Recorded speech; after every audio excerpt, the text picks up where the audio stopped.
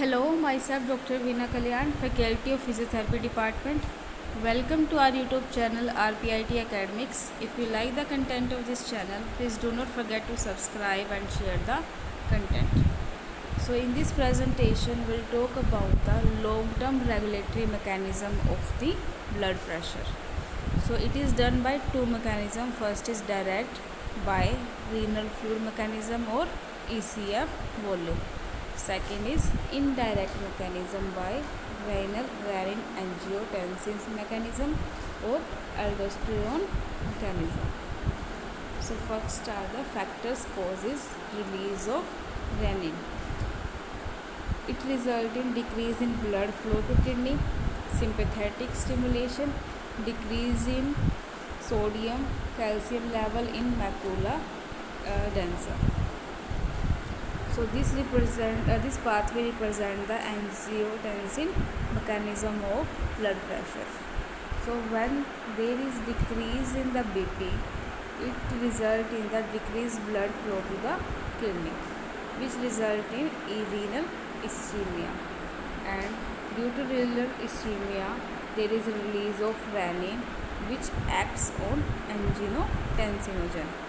Then by the act of angiotensinogen, release of angiotensin 1, which reaches small blood vessels of the lung, and AC act on the angiotensin 1, and which ultimately regulate the blood pressure. Next is angiotensin 2. Angiotensin 2 act on vascular smooth muscles, result in vasoconstriction, which result in increased peripheral resistance and then increase in BP. Second is aldosterone secretion. Due to aldosterone secretion, there is increase in blood volume, which leads to increase in cardiac output and blood pressure. Third is stimulate thrust tensor. And the fourth is release of ADH, that is increase in blood volume and blood pressure.